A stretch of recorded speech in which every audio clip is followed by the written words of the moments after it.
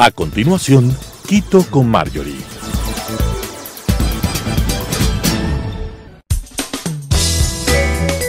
Clasificación A. Apto para todo público.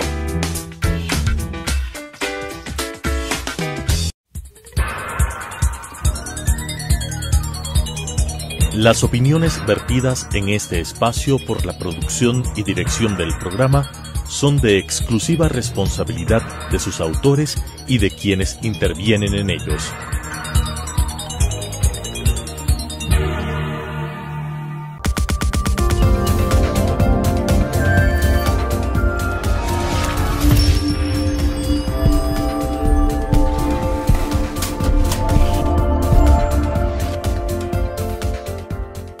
Amigas y amigos, bienvenidos. Soy Marjorie Chávez. El 10 de agosto de 1809 es una fecha especial para nuestro país. Para muchos historiadores, este día fue el primero en constituirse como una celebración patriótica nacional, ya que otras fechas como el 3 de noviembre y 9 de octubre o el 24 de mayo han cobrado especial relevancia local. Si bien esta fecha es recordada como el primer intento de autogobierno de la Real Audiencia de Quito, realmente no fue el primero en Hispanoamérica ni el primero que buscó la emancipación de la corona española. Es gracias a un sacerdote de la ciudad de Valparaíso, en Chile, que Quito fue catalogada como Luz de América, luego de la gesta de 1809, misma que tuvo como objetivo desconocer el gobierno del conde Ruiz de Castilla, una vez que la invasión napoleónica reemplazó al monarca español Fernando VII por José Bonaparte. Y esta fecha tiene una carga simbólica importante para lograr entender a la nación ecuatoriana y el proceso de emancipación de las colonias hispanoamericanas que hemos vivido. Y para hablar de este tema pertinente para las fechas que vivimos, he invitado al doctor Álvaro Mejía Salazar, quien es profesor de la Universidad Andina Simón Bolívar. Muchísimas gracias, Álvaro, por acompañarme. Muchísimas gracias, estimada Marjorie. Un saludo a todos quienes nos acompañan en tu tan prestigioso programa.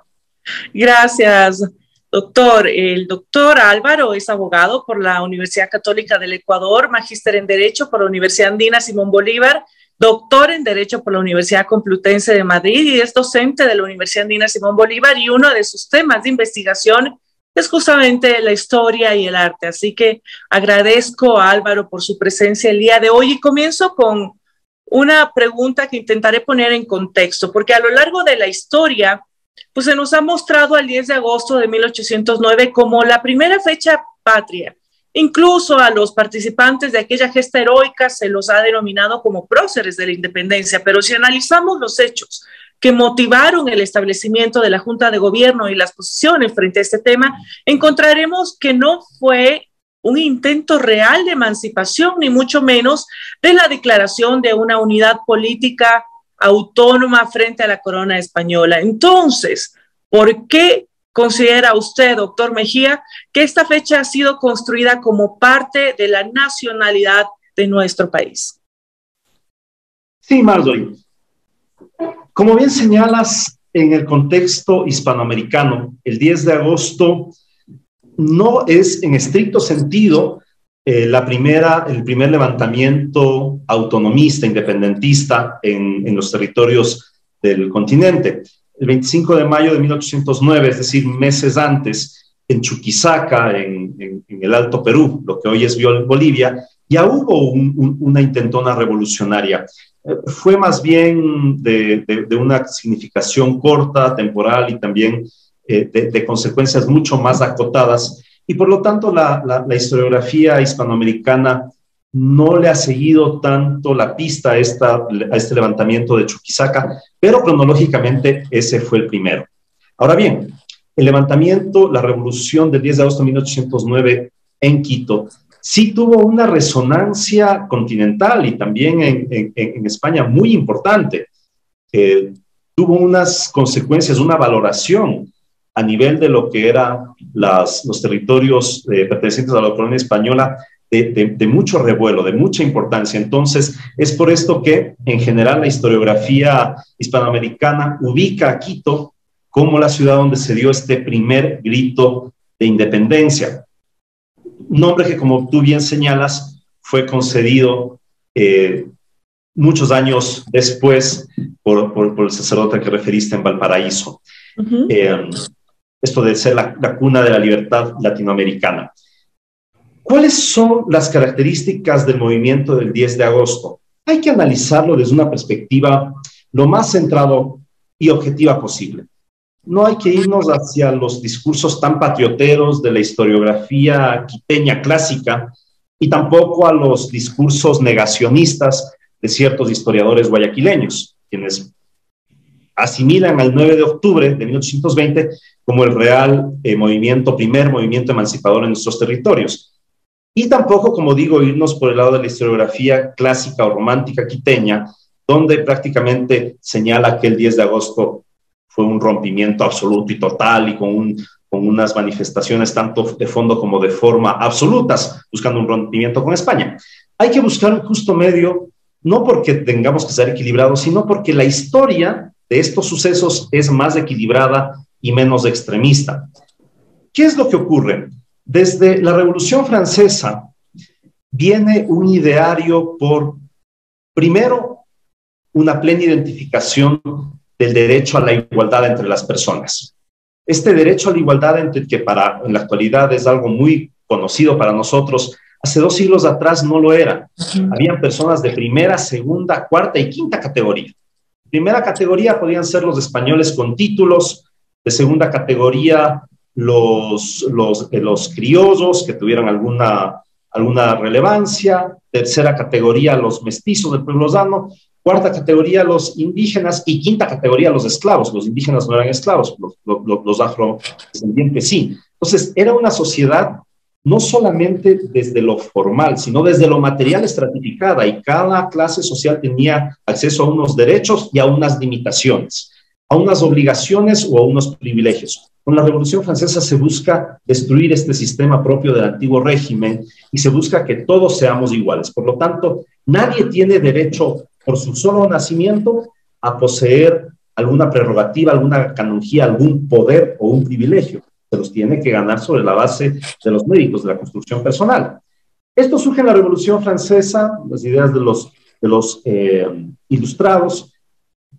Estas ideas son proscritas por la Inquisición española. No se permite que ese ideario cunda en los territorios españoles, ni peninsulares, ni tampoco en los americanos. Sin embargo, libros de contrabando llegan hasta nuestras latitudes. Una de las personas que más apreciación tiene de esto es Eugenio de Santa Cruz y Espejo, quien funda con un grupo de criollos de élite la famosa Escuela de la Concordia, que empiezan a criticar el mal gobierno español, porque si bien en documentos se decía que los territorios americanos tenían igualdad con los territorios iberos, en la península ibérica, en la práctica, ya para el siglo XVIII, América estaba sometida a un régimen de colonialismo, es decir, no como iguales, sino como un sujeto sometido.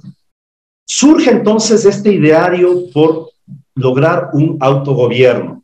Y sobre todo eso, más que por una igualdad típica de la Revolución Francesa, en este grupo de criollos de élite, que fueron formados por Espejo, más que esa igualdad plena, todavía era una sociedad muy estratificada y prejuiciosa. Lo que sí hunde profundamente es el autogobierno, que nosotros, los nacidos en estos territorios, podamos autogobernarnos, particular que estaba prohibido. El rey de España señalaba que los virreyes o los presidentes de audiencias no podían ser criollos, tenían que ser peninsulares. Existieron varias excepciones, pero fueron eso, excepciones. La regla era que el americano no podía regir a nombre del rey en la propia América. Entonces, lo que surge principalmente es un criterio de tener autogobierno, de poder nosotros, los americanos, gobernarnos a nosotros mismos. Entonces podríamos hablar de que los efectos, más allá de lo simbólico que tuvo este 10 de agosto de 1809, realmente fue dentro de nuestro propio proceso de independencia, sería el mismo hecho de que sea simbólico, ¿verdad? ¿Y cree realmente usted que esta fecha ¿sí marca el inicio real de la emancipación o no? Totalmente sí. ¿Por qué? Como les decía, los líderes de estas revueltas eran gente ilustrada, criosos que tenían acceso a este tipo de lecturas, tanto gente muy adinerada como también funcionarios, abogados, miembros de la audiencia, pero a nivel de secretarías. Ellos fueron los que tenían estas ideas y que buscaban un autogobierno. Lo interesante es que para lograr seducir a la población, para lograr que la población se vuelque por este ideario, estas personas sí hablaron de revolución y de independencia en las plazas. Rodríguez de Quirola, Morales, esos hablaron en las plazas, en las calles de Quito, de independencia, de un régimen más igualitario. Esto realmente prendió la flama de la independencia en los corazones del pueblo quiteño. Después, todos los documentos oficiales de la revolución fueron redactados en una clave fidelista. Eso es lo que suelen criticar ciertos historiadores de Guayaquil. Dicen, ¿de qué independencia hablan si dicen que todo esto se dio en nombre del rey Fernando VII? Hasta que retomara el trono. Recuerden que Fernando VII había abdicado a favor de José Bonaparte, el hermano de Napoleón Bonaparte, después de que Napoleón invadió España. Entonces, la Junta toma los poderes soberanos en nombre del rey. En las reuniones de la sala capitular de San Agustín, que se dan a partir del 16 de agosto, preside la sala un retrato de Fernando VII. Entonces, desde lo formal, desde lo protocolar, lo que se buscó más es un autogobierno fiel al rey, pero con autoridades propias. Pero en las calles, como digo, para lograr la plena adhesión del pueblo, sí se habló de revolución, sí se habló de independencia, y por eso es que los efectos a nivel continental y en la metrópoli en España fueron temidos por los españoles, porque ya no se hablaba simplemente de una queja, ya no se hablaba simplemente de un alzamiento, ya se lo consideró, los propios españoles lo consideraron como una revolución, es decir, como un cambio estructural de la sociedad en busca de un nuevo sistema social, político y de gobierno. Y sobre la Constitución de Cádiz, si nos situamos en el contexto de la invasión napoleónica a España, la corona borbónica tuvo que firmar su abdicación en Bayona en 1808 y se produjo la Guerra de Independencia de España hasta 1814. Y en medio del conflicto, las juntas creadas para respaldar la soberanía de Fernando VII decidieron convocar a una reunión extraordinaria de las Cortes. Y producto de esto, pues nació la Constitución de Cádiz de 1812, misma que reconocía como ciudadanos españoles a todos los nacidos en los territorios del reino, incluyendo pues las coronas. Entonces podríamos considerar a esta Constitución como un intento de la corona de unificar realmente en una sola nación española, tanto a la península como a sus excolonias, ¿o no? Esto precisamente es el gran colorario de lo que debía ser y no fue. Cuando América se descubre en 1492, la reina Isabel la Católica dispone que los territorios americanos sean parte de Castilla, del Reino de Castilla, como una provincia más, con iguales derechos y con cierta regulación específica respecto a temas migratorios y de comercio.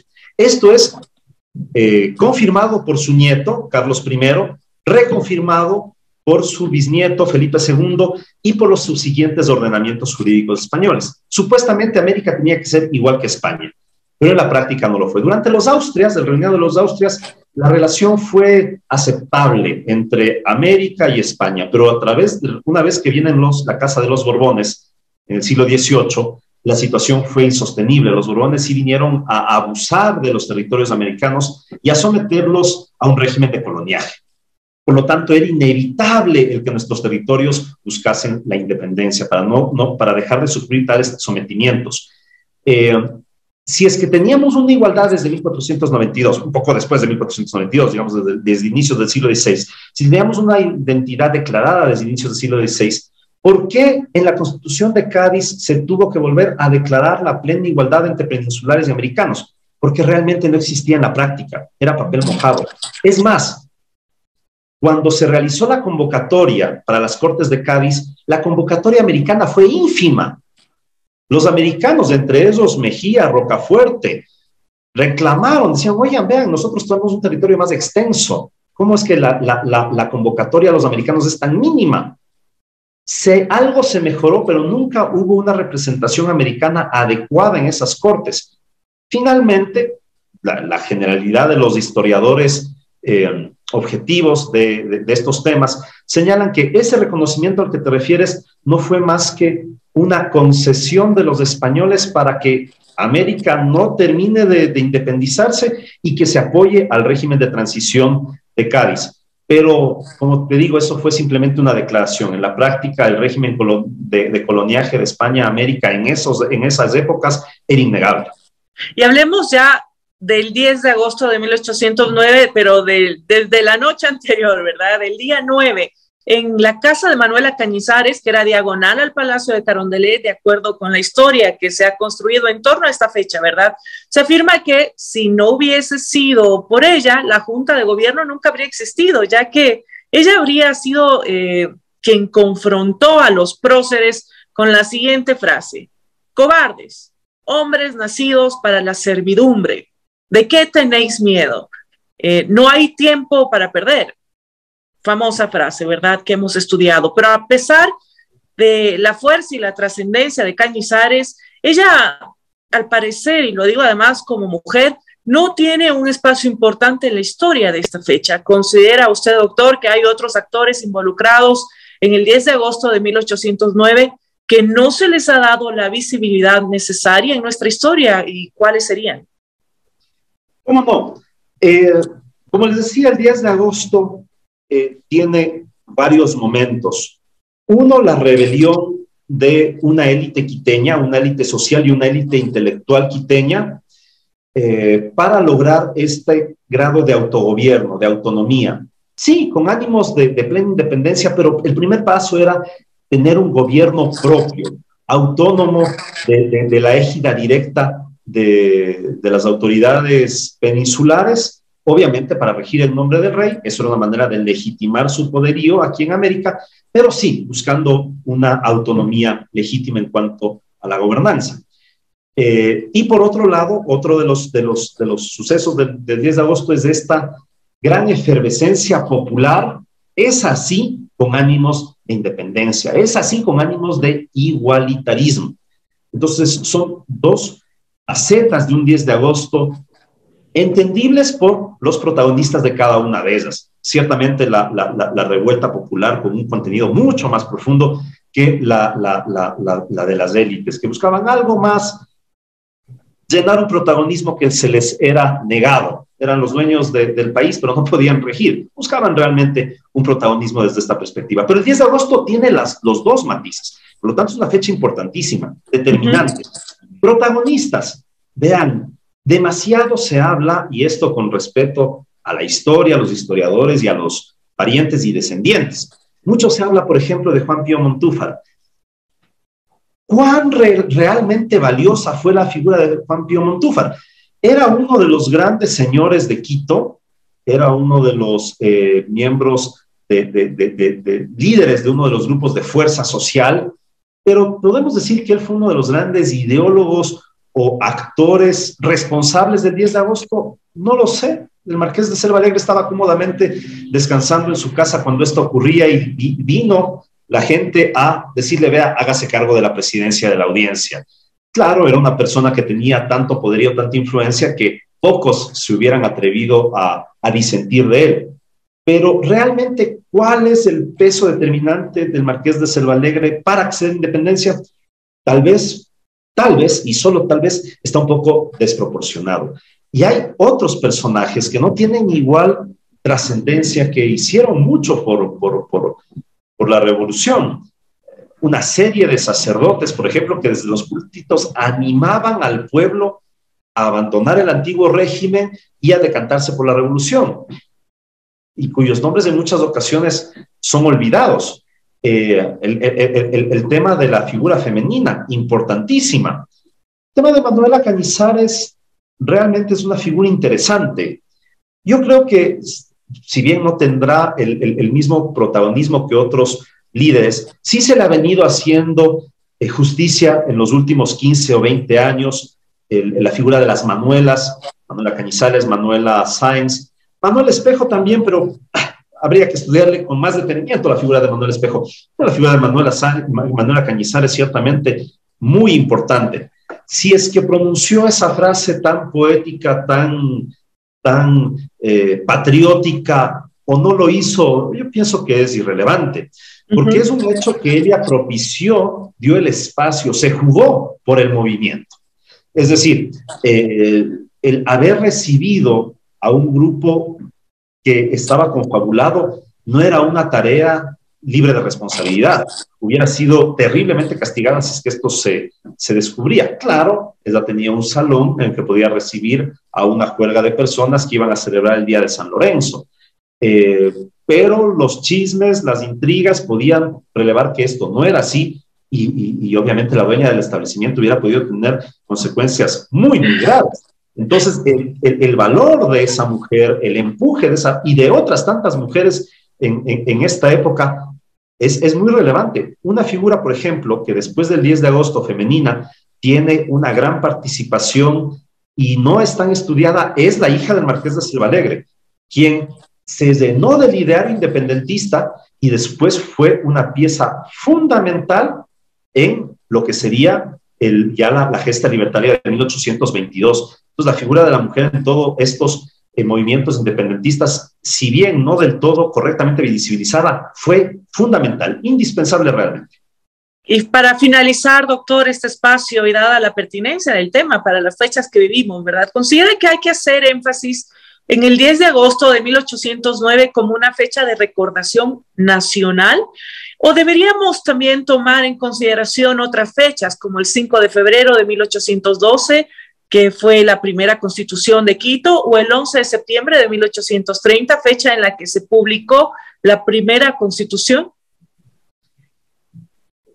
El 10 de agosto, si bien tuvo una trascendencia eminentemente local, fue Quito. Después Quito dio noticias al resto de ciudades para que se allanen. Riobamba se allanó, Ibarra se allanó, Latacunga se allanó, Cuenca y Guayaquil no se allanaron, esas permanecieron fieles al rey. En Guayaquil estaba el Bartolomé Cucalón, que era un realista acérrimo. En Cuenca estaba Melchor Dalmerich, que evidentemente no se iba a plegar a la independencia. Pero ciertamente de origen es un movimiento local. ¿Por qué se le da la relevancia nacional? Por la capitalidad de Quito, porque lo que pretendían hacer en el 10 de agosto es hacer un estado autónomo con una gobernanza propia en los territorios de la Real Audiencia. Es decir, si bien, por ejemplo, el movimiento de Guayaquil fue enteramente local, sin negar que después pretendía lograr la liberación de Quito, pero el movimiento de Quito del 10 de agosto, desde su nacimiento, tuvo una perspectiva nacional, si bien su relevancia fue local. El que se haya tenido esta perspectiva nacional es lo que le legitima como una fiesta de recordación nacional. El hecho de que desde Quito se quiso que todo este estado, lo que era la Real Audiencia de Quito, fuese autónomo. Entonces, es por esa proyección el que se legitima esta fiesta, que ciertamente tuvo una perspectiva local, sí sea considerada como una nacional, como digo, por la proyección que desde un inicio se le dio.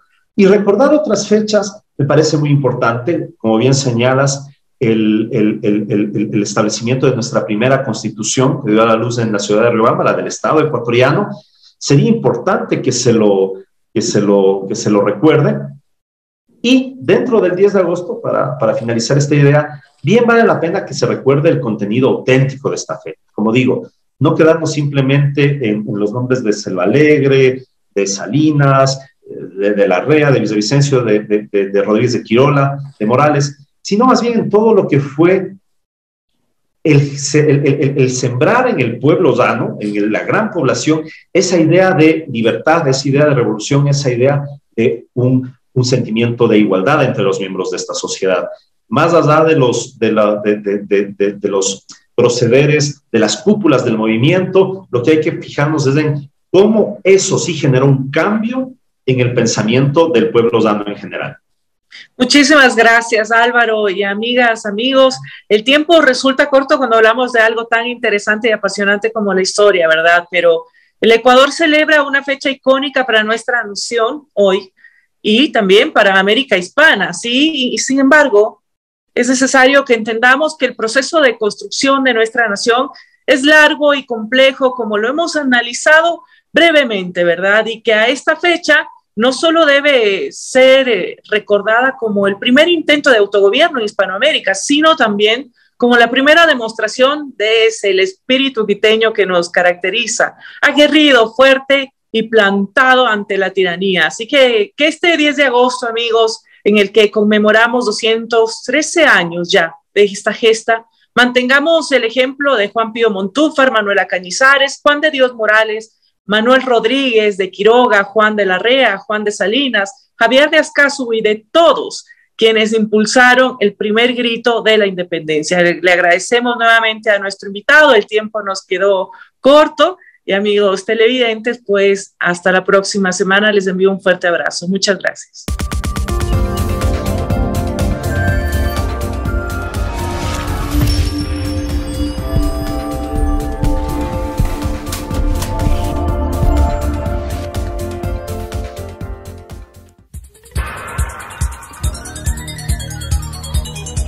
Las opiniones vertidas en este espacio por la producción y dirección del programa son de exclusiva responsabilidad de sus autores y de quienes intervienen en ellos.